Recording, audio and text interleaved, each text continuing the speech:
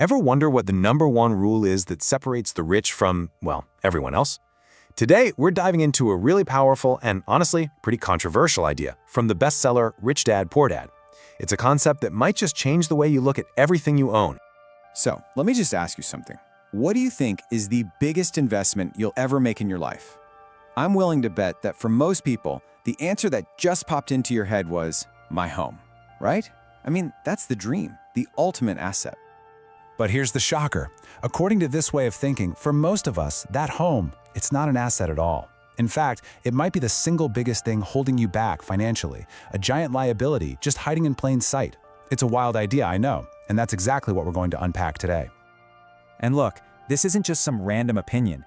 It's presented as the fundamental secret, the key that allows the rich to build wealth while so many others feel like they're just stuck, running in place. Because here's the thing. Financial success has very little to do with how big your paycheck is. It's all about how much of that money you actually keep. We've all heard those stories, right? Lottery winners or famous athletes who made millions and ended up completely broke. How? Well, they knew how to make money, but they had no idea how to manage it. It really all comes down to financial literacy. And you know what? That whole concept of financial literacy really boils down to one simple, incredibly powerful rule. If you can just get this one thing right, it becomes the foundation for everything else.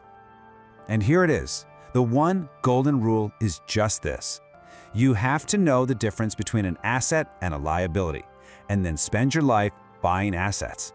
That's it. It sounds almost too simple, doesn't it? But this is exactly where the paths split. Rich people focus their time and their money on acquiring true assets. The poor and middle class, on the other hand, spend their money acquiring liabilities that they've been taught to think are assets. And that one little misunderstanding, it can literally change your entire financial destiny. So to really get this, we have to kind of throw out the old textbook definitions. We need to look at these words through a much simpler, more practical lens, the lens of cash flow. And this makes it crystal clear. An asset puts money in your pocket. A liability takes money out of your pocket. That's it. That's the whole game. Forget all the complicated stuff.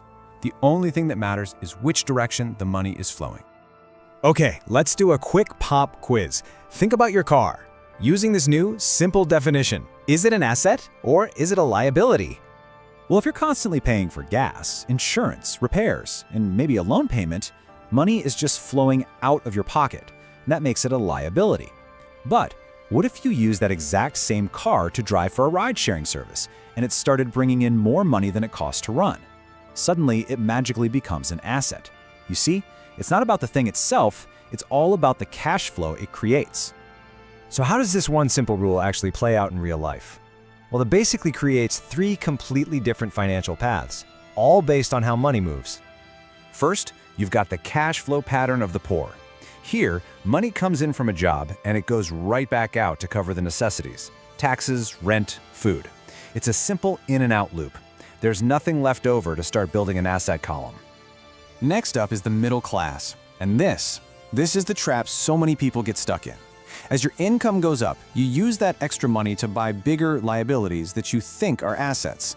A nicer house, a fancier car, you rack up some credit card debt, but all of those things just create more expenses every month. And that is the very definition of the rat race. And finally, we get to the cash flow pattern of the rich, which is a totally different game. Here, the main focus is on building that asset column first. That column, filled with things like stocks or rental properties, starts generating its own income. Then, that new income is used to buy, you guessed it, even more assets. It creates this incredible snowball effect where your money starts working for you. And eventually, your assets pay for your luxuries, not your paycheck. All right, so let's circle all the way back to that big, controversial idea from the beginning. Now that we have our new definitions, we can finally ask the question: is the house you live in an asset or a liability? Well, let's just apply the rule. Does your primary home put money in your pocket? No. Every single month, money flows out of your pocket for property taxes, for insurance, for repairs, and maintenance. And hey, even after the mortgage is paid off, those costs never stop. So, based purely on cash flow, it's a liability. In fact, the book argues that tying up all your money in a house can hurt you in three sneaky ways. First, you lose time. That money is locked up for decades when it could have been compounding and growing. Second, you lose capital. all the money you spend on maintenance could have been invested. And third, and this one is so important, you lose your financial education. With no extra money to play with, you never get the chance to learn how to actually invest. Now, let's be totally clear. The point is not never buy a house. The author is very specific about this.